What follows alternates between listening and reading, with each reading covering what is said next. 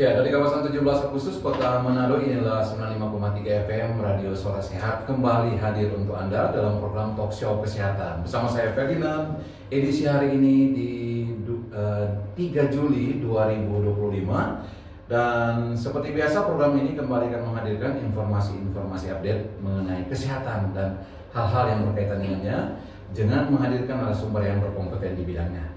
Nah, untuk episode kali ini di 3 Juli 2025 ini, topik yang kita akan bahas adalah tentang ayo cari tahu apa saja yang perlu diwaspadai pasca kepulangan jemaah haji. Nah, ini topik yang spesial karena memang diperuntukkan bagi jemaah haji dan keluarga atau kita juga sebagai masyarakat luas.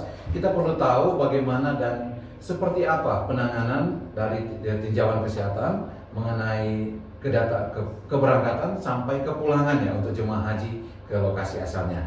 Dan untuk membahas mengenai topik ini, kami sudah menghadirkan narasumber di studio, yaitu yang pertama Ibu Fitria Sukari yang adalah pengelola program surveillance penyakit infeksi emerging Dinkesda Provinsi Sulawesi Utara. Kemudian ada Ibu Tikla Makalala yang adalah pengelola program kesehatan haji Dinkesda Provinsi Sulawesi Utara. Langsung kita sapa kedua narasumber kita. Selamat pagi ibu-ibu. Selamat pagi. Assalamualaikum. Assalamualaikum.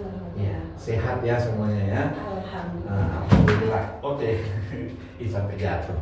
Oke, dan pagi hari ini Ibu Fitri sama Ibu Tikla ini dihadirkan ke program ini karena kita akan membahas tentang satu topik yang mungkin selama ini belum banyak yang tahu ya tentang penanganan kesehatan jemaah haji. Nah, tentunya kita keluarga sehat juga harus tahu bagaimana sebenarnya jemaah haji itu memenuhi persyaratan atau hal-hal yang menjadi ketentuan dasar ya. Mungkin kita ke Ibu Tika dulu. Ini sebenarnya bicara tentang kuota haji itu kan mungkin kalau masyarakat luas termasuk saya ya, itu ada musimnya ya. Nanti mungkin ada juga yang umroh dan sebagainya ya. Nah, ini kalau secara garis besar disebut kuota jemaah haji itu seperti apa Bu Tika? Terima kasih atas kesempatan yang diberikan Pak Dinan. Salam sehat ya untuk suara sehat. Perlu saya sampaikan bahwa program kesehatan haji ini sebenarnya sudah lama berada di bidang P2P ya di Provinsi Sulawesi Utara. Kami sendiri ditunjuk sebagai pengelola program kesehatan haji ya hampir 10 atau 15 tahun ya Ibu Fitri ya. Sudah lama kita berkecimpung di haji ya. Haji ini sebenarnya adalah kolaborasi dari Kementerian Agama dengan Kementerian Kesehatan. Kenapa dengan kesehatan? Karena dari sisi kesehatannya kita dari dinas kesehatan yang lebih paham dan lebih tahu ya, sehingga kita di situ ada melakukan pemeriksaan sebelum mereka melakukan perjalanan ibadah haji sesuai kuota yang diberikan oleh Kementerian Agama yang tentu saja mengacu dari kuota yang diberikan oleh Saudi Arabia. Alhamdulillah tahun 2025 ini kita Sulawesi Utara Pak Dinan mendapat 700, kalau untuk jemaahnya 713, tapi yang berangkat sudah termasuk dengan petugas kurang lebih 719 orang. Cukup banyak ya. Cukup banyak ya. Tetapi bila dibandingkan dengan provinsi-provinsi lain, Sulawesi Utara itu sangat sedikit karena kita hanya terbagi dari 2 kloter, Pak Dina. Jadi 2 kloter. Kalau di provinsi lain lebih dari 30 bahkan 40 kloter ya, provinsi lain. Tetapi ya begitulah. Sulut alhamdulillah kita kedapatan 2 kloter yang terdiri dari kloter 13 BPN ya. Kemudian kloter 14 BPN. Kenapa BPN? Karena kita melalui embarkasi Balikpapan keberangkatan kita. Kalau keberangkatan kita melalui Ujung Pandang, dia UPG ya. Tapi karena kita lewat Balikpapan, makanya kita BPN 013 itu jemaah haji dari BNR Bolaan Modo Raya dan ada beberapa kabupaten kota yang jemaahnya sedikit, itu ditambahkan. Nah, sebelum mereka berangkat sebetulnya 9 bulan sebelum mereka berangkat, paling telat 3 bulan setelah menjelang masuk embarkasi, masuk di asrama haji Balikpapan itu, mereka sudah dilakukan pemeriksaan kesehatan. Artinya mereka dilakukan pemeriksaan kesehatan itu dengan tujuan untuk mendapatkan pemeriksaan awal, jadi deteksi dini. Jangan-jangan ada jemaah haji yang ada penyakit tertentu, dia masih punya kesempatan panjang untuk melakukan pengobatan, misalkan TB yang pengobatannya 6 bulan, bukan berarti dia tidak boleh berangkat. Di treatment. Jadi iya harus diobati dulu, karena memang aturan dari penerbangan itu TB paru itu tidak bisa berangkat. Makanya kita harus lakukan pemeriksaan dulu, deteksi dulu dari jauh sebelum mereka berangkat. Nah, alhamdulillah jemaah kita yang berangkat itu 719 itu mereka istitoah kesehatan ya Pak Dina. Mungkin banyak masyarakat belum tahu apa sih istitoah. Istitoah itu adalah kemampuan dari sisi kesehatannya, ya. Di sisi kesehatannya dia mampu. Kalau dari segi finansial mungkin ada, tapi belum tentu dari sisi kesehatan. Karena faktor resiko tadi, misalkan TB paru, tidak bisa. Kalau dia masih aktif, ya. Kemudian dia dilakukan pemeriksaan di daerah, ya. Hasil pemeriksaan di daerah itu mulai dari general check up, kemudian ada pemeriksaan penunjang termasuk toraks, EKG. Hasil pemeriksaan semua itu diinput dalam yang namanya aplikasi Cisco Hardcase, sistem komputerisasi haji terpadu bidang kesehatan.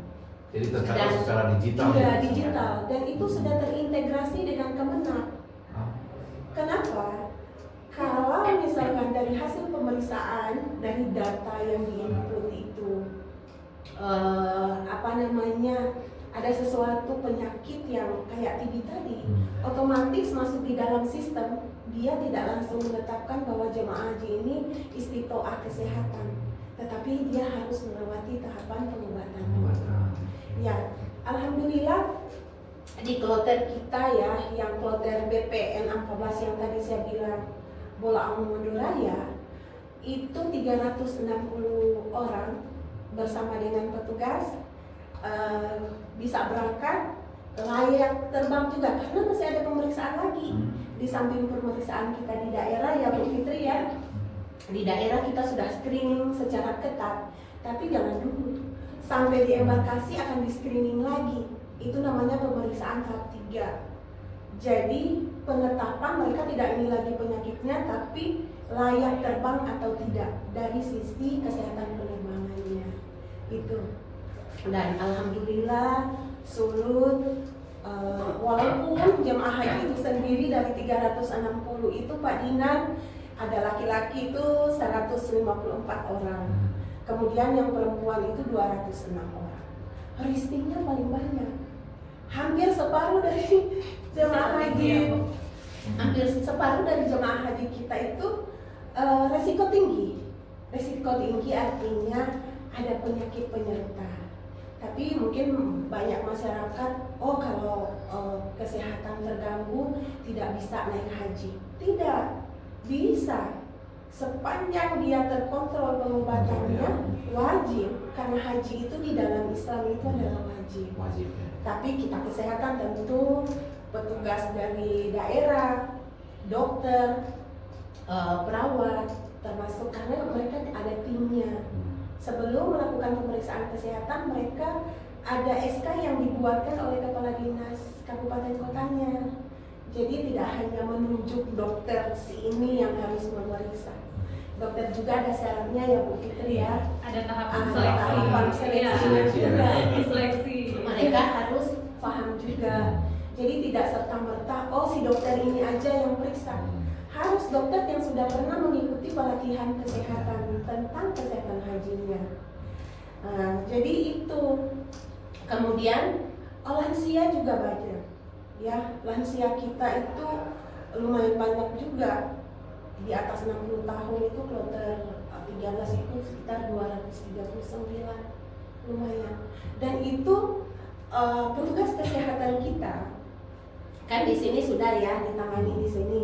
Tetapi setelah perjalanan kloter dari Balikpapan sampai ke Saudi, kemudian balik lagi ke Balikpapan, itu ada petugas kesehatan kita.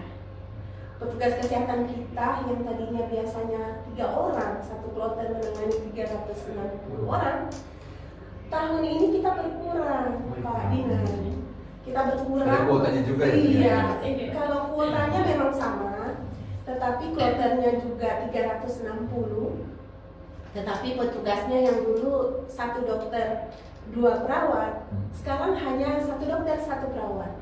Mungkin pengaruh juga efisiensi. Berarti di seleksi juga makin ketat ya? Iya, seleksinya makin ketat. Tapi tidak berkecil hati petugas kesehatan kita ini luar biasa. Mereka sangat tanggap, mereka memperhatikan jemaah haji kita, ya, sampai insya Allah mereka besok akan bertolak dari informasinya ya, dari Madinah dan akan menuju Balikpapan. Jadi seperti itu gambaran jemaah haji kita. Terus untuk yang kloter 14 sendiri itu mayoritas atau didominasi jemaah haji dari kota Manado. Dari kota Manado dan Minahasa dan Minahasa. Jadi tapi yang paling banyak kota Manado, hampir 200-an lebih jemaah haji kota Manado.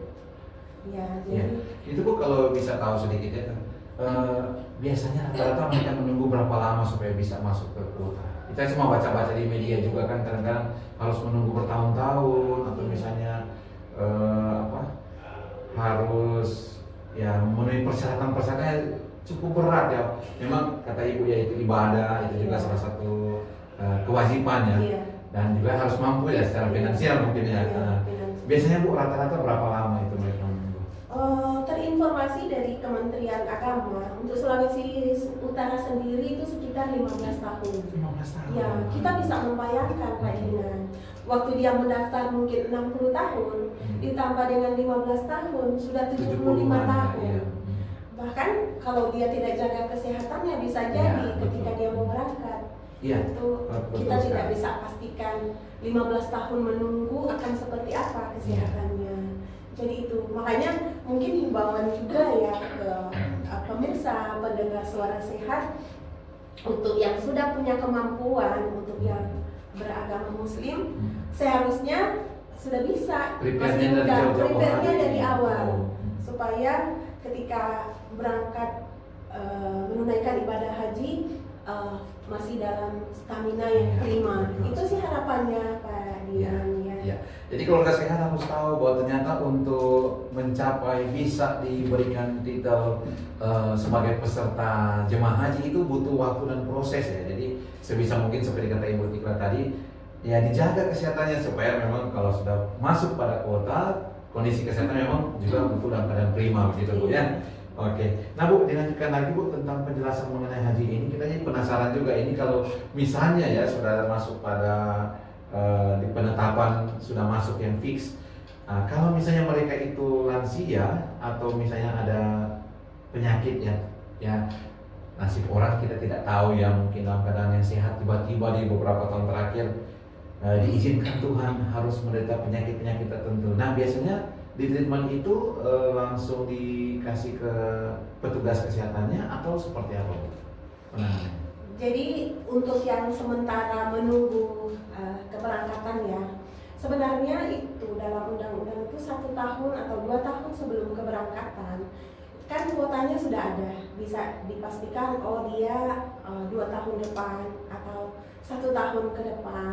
Itu sebenarnya sudah prediksinya sudah bisa melakukan prepare tentang kesehatannya.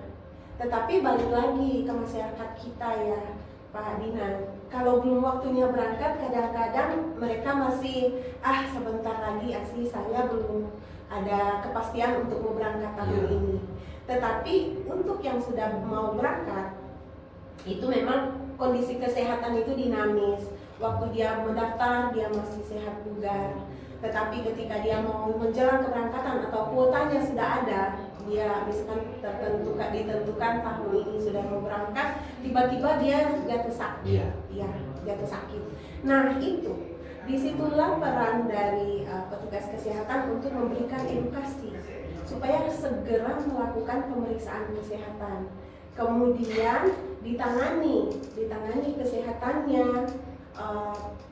Kalau kondisinya sudah membaik, itu kemungkinan besar dia bisa berangkat.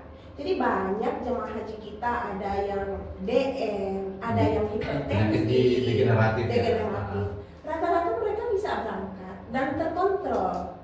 Nah, ada petugas kesehatan yang mendampingi mereka dari sini sampai ke Mekah, kemudian akan kembali ke Indonesia.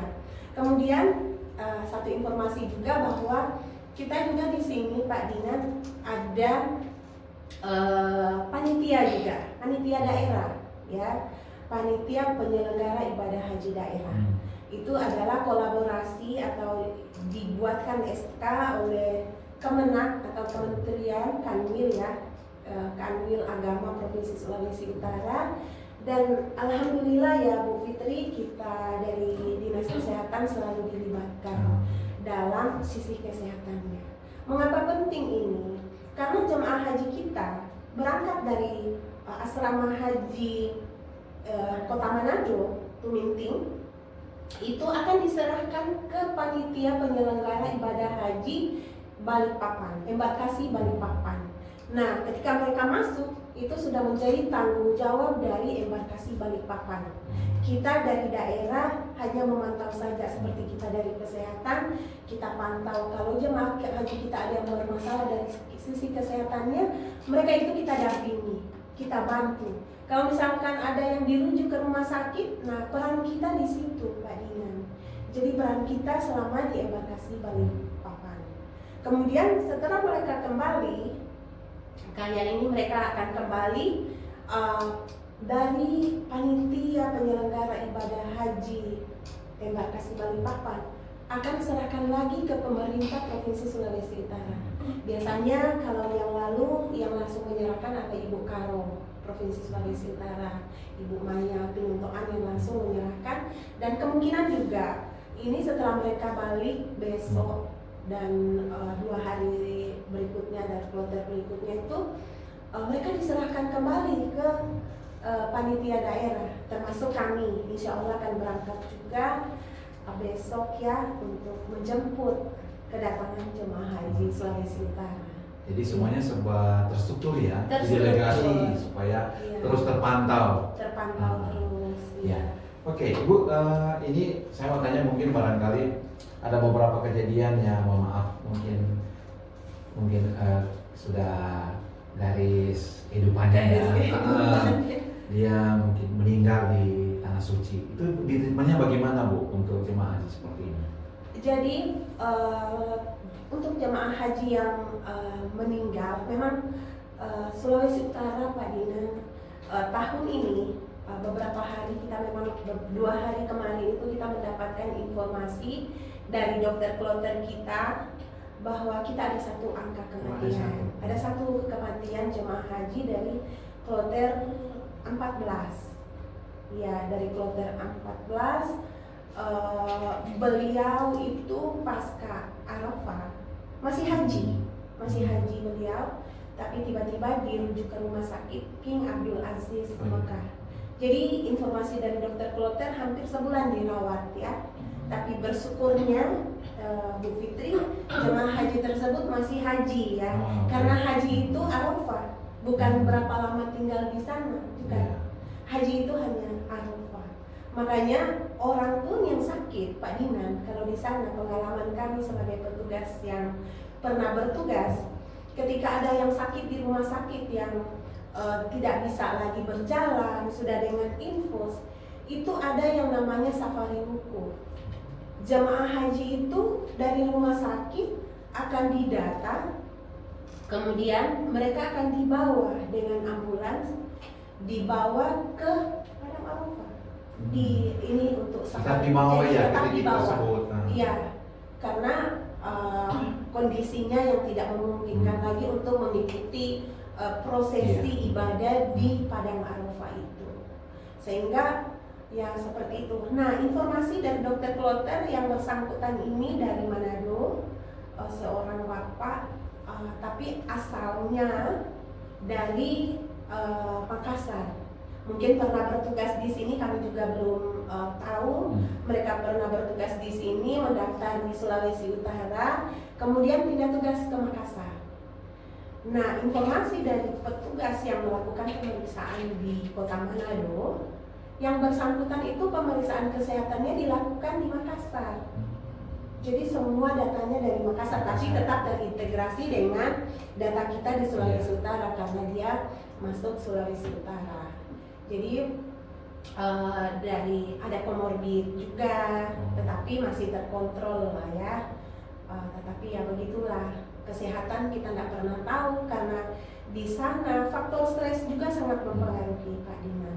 Faktor Kondisi geografis juga yang panas di sana, kemudian banyak akan ketemu dengan berjuta orang di sana. Jadi itu faktor stres juga bisa mempengaruhi kesehatan jemaah haji. Makanya petugas kesehatan itu tak jenuh-jenuh untuk selalu menghimbau jemaahnya untuk ayo minum tanpa harus menunggu haus seperti itu. Jaga kesehatan, pakai topi, pakai kacamata. Termasuk makanannya juga ya. Termasuk makanannya. Kacamata itu di sana penting sekali Pak Dinan. Mungkin kalau di sini kita pakai kacamata hitam ya Bu Fitri ya. Orang berpikir gaya-gayaan. Tetapi di sana wajib. Karena apa? Ketika kita keluar dari ruangan, kalau di suhu ruangan itu dingin. Karena di hotel kan ada AC ya. Tetapi ketika kita keluar rumah, menusuk sampai di dalam badan kita itu panas. Jadi bisa sampai bahkan karena kami di sana itu suhunya hampir 45 derajat, bahkan itu bisa lebih dari itu. Jadi seperti itu, makanya jemaahnya selalu dihimbau untuk bawa air minum. Air minumnya itu kalau bisa air minum dengan Oralit. Kalau di sini kan kita selalu Oralit itu hanya untuk bayi yang dehidrasi karena BAB yang terus menerus ya, BAB encer ya, diare katakan seperti itu. Tapi di sana bukan karena diarenya, tetapi karena suhu panas yang tinggi itu menyebabkan orang bisa dehidrasi. Makanya antisipasi yang kita lakukan selaku tim promosi di sana, banyak juga ada PPIH ya, Panitia Ibadah Haji Saudi Arabia itu, mereka yang selalu memberikan edukasi ke jemaah haji di samping petugas kloter. Jadi selalu dihimbau untuk bawa air minum, sebisanya kalau bisa satu botol itu diisi dengan cairan Oralit ya.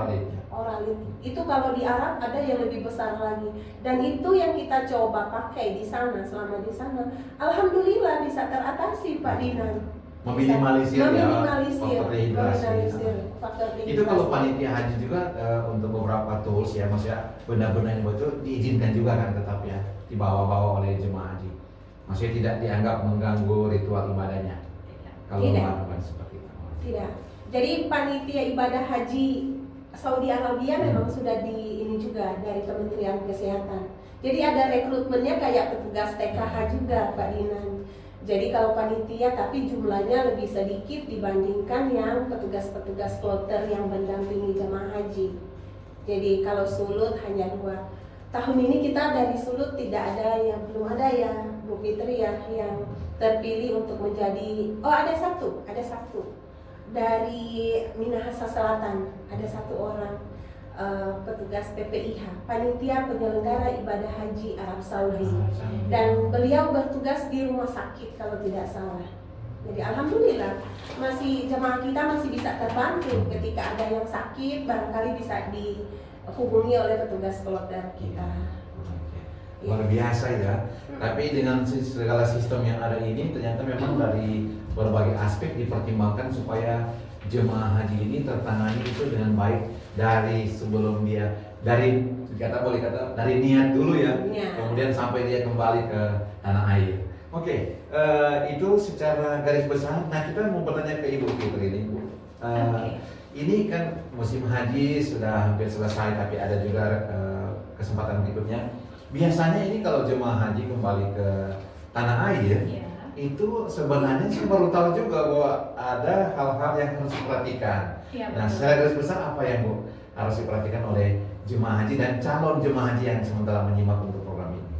Iya, melanjutkan dulu tadi ya yang sudah disampaikan oleh Ibu Tifla. Ya, saya sebagai pelaksana program penyakit infeksi emerging di bidang P2P, Dinas Kesehatan Daerah Provinsi Sulawesi Utara. Tentunya pasca kepulangan jemaah haji nanti para jemaah haji itu selama 14 hari itu masih akan tetap dipantau kesehatannya oleh petugas kesehatan. Ya.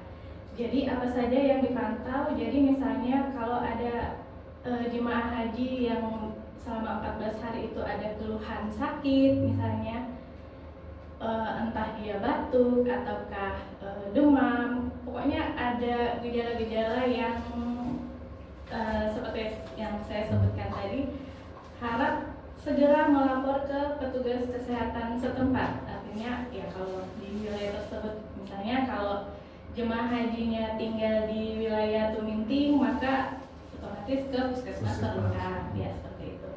Nah, kenapa? Karena kita mengantisipasi adanya penyakit infeksi emerging, ya, karena jemaah haji ini kan pergi ke daerah endemis, ya, misalnya kalau ke Arab Saudi itu seperti yang kita pernah dengar ada namanya penyakit MERS-CoV, ya, MERS-CoV. Endemik di Arab Saudi, ya, MERS, Middle East Respiratory Syndrome, coronavirus, yaitu penyakit yang disebabkan oleh virus corona. Nah, kenapa disebut Middle East? Karena adanya di Timur Tengah, seperti itu, Pak Dinan. Jadi ya beberapa penyakit yang harus kita kita waspadai. Ya, itu kewaspadaan dini kita dari segi kesehatan. Ada penyakit MERS-CoV dan juga ada beberapa penyakit infeksi emerging lainnya yang saat ini sedang mulai meningkat lagi. COVID, ya. Ngomong COVID ini iya, mengakhiri betul. kembali. Betul, gejalanya kan hampir mirip-mirip ya Pak. Ada misalnya batuk, kemudian ada misalnya sesak nafas, demam juga. Nah, dari gejala-gejala ini kita bisa memastikan dia terkena virus atau penyakit apa tentu saja dengan pemeriksaan laboratorium, ya seperti itu. Jadi itu sih yang perlu kita ingatkan ke para jemaah, keluarga dan juga keluarga sehat di mana saja berada dan terutama petugas kesehatan. Seperti itu Pak Dinan. Iya. Jadi ini saya pikir memang sudah satu bagian dari kebijakan ya supaya mengantisipasi. Iya. Nah, betul. selain MERS-CoV tadi itu, Bu Fitri, ada penyakit lain apa yang paling sering ya ditemukan pada kepulangan? Iya. Biasanya sih yang paling banyak dilaporkan itu ISPA ya Pak. Seperti itu tadi karena gejalanya ada demam, batuk, ada sesak nafas juga. Nah, kemudian kita juga untuk dari segi surveillance kita ada namanya sistem kewaspadaan dini dan respon atau SKDR. Nah, itu kalau kalau masyarakat dengan gejala tersebut datang berobat ke puskesmas, nanti teman-teman di puskesmas akan merekap tanda gejala, kemudian nanti akan mereka laporkan ke SKDR. Itu laporannya mingguan. Jadi memang sangat cepat tanggap akan direspon oleh tim kesehatan. Tim kesehatan. Luar biasa. Oke. Tambahan sedikit Ya, Pak silakan. Dinan. Ini terinformasi dari petugas kita yang dari Saudi ya, petugas dokter, bahwa penyakit yang banyak itu waktu di Mekah itu adalah ispa batuk, beringus, itu karena memang Geografisnya semua ya. sudah terpusat di situ Iya. ya, orang-orang jadi sudah jutaan orang itu Iya. bisa berkumpul di sana. Tapi setelah dia bergeser ke Madinah, sekarang jemaah haji kita sudah berada di Madinah ya. Itu mereka sekitar 8 hari di sana masih melakukan ibadah arba'in ya di sana. Kemudian terinformasi bahwa faktor kelelahan juga sangat mempengaruhi, dan jemaah kita sudah banyak juga yang mulai merasakan mual, muntah, seperti itu, bahkan panas. Tetapi bersyukur dokter kita sangat luar biasa, Pak Dinan. Mereka masih melakukan pemantauan terus, dengan minum obat yang teratur, makan teratur. Alhamdulillah semua itu bisa teratasi. Mudah-mudahan lah ketika mereka pulang nanti tidak ada yang tertinggal di sana. Ya, itu harapan kita. Tidak ada yang tertinggal di sana. 300 kloter 360 yang berangkat akan kembali 360. Kemudian yang 359 jemaah haji kurang 1 orang yang meninggal di sana, insya Allah 358 akan kembali ke Indonesia dengan selamat. Iya, luar biasa. Ya, dan mungkin sebagai tambahan sedikit sebelum kita masuk ke sesi berikut, ya seperti itu kan jadi bagian juga dari perjuangan untuk beribadah di tanah suci ya. Jadi ada hal yang harus diantisipasi sejak dari sebelum keberangkatan.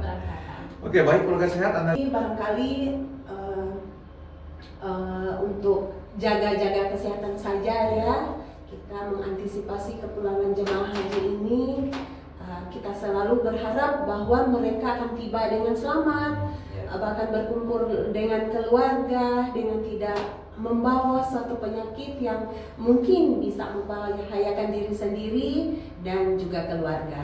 Makanya 14 hari juga pasca kepulangan Pak Ferdi, jemaah haji itu tetap dipantau oleh petugas kesehatan terdekat yang ada di puskesmas. Kemudian tentu yang bertanggung jawab adalah dinas kesehatan yang berada di masing-masing kabupaten kota itu. Terima kasih untuk perhatiannya. Iya, luar biasa ya. Tanpa terasa kita selalu bagian akhir ini untuk pembicaraan kita mengenai apa dan bagaimana untuk penanganan jemaah haji pasca kepulangan dari tanah suci. Nah, sebelum kita ke bagian paling akhir, kesimpulan silakan Ibu Fitri atau Ibu Iqlah. Terima kasih untuk kesimpulan dari pembicaraan dari awal sampai akhir ini.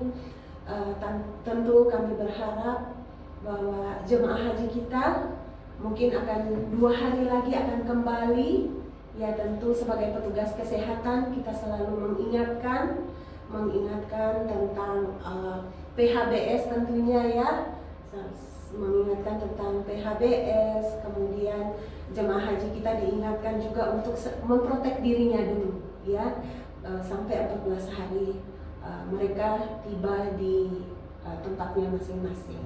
Itu saja mungkin yang perlu kami sampaikan. Mungkin dari Ibu Fitri.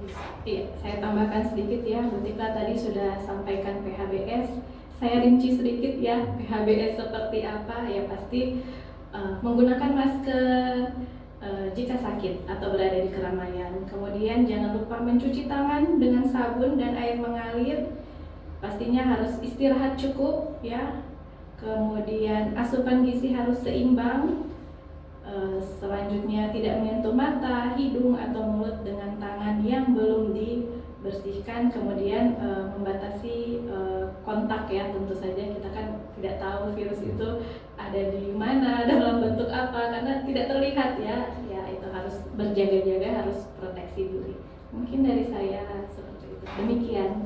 Iya. Oke, baik. Terima kasih banyak untuk kehadiran 2 narasumber kita, Ibu Fitria Sukari dan Ibu Iqlah Makalalak ya, Dinkes Provinsi Sulawesi Utara, yang pada pagi hari ini sudah membahas dan memberikan banyak pencerahan mengenai ayo cari tahu apa saja yang perlu diwaspadai pasca kepulangan jemaah haji.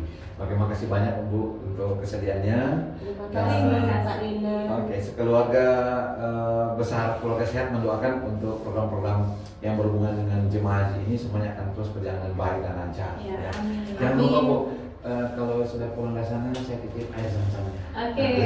Saya pernah dibeli kasih oleh satu botol begini. Saya simpan terus. Oke. Terima kasih. Baik, terima kasih banyak. Sukses untuk kedepannya dan keluarga sehat. Demikian untuk program talkshow kita di edisi hari ini 3 Juli 2025 sudah berakhir.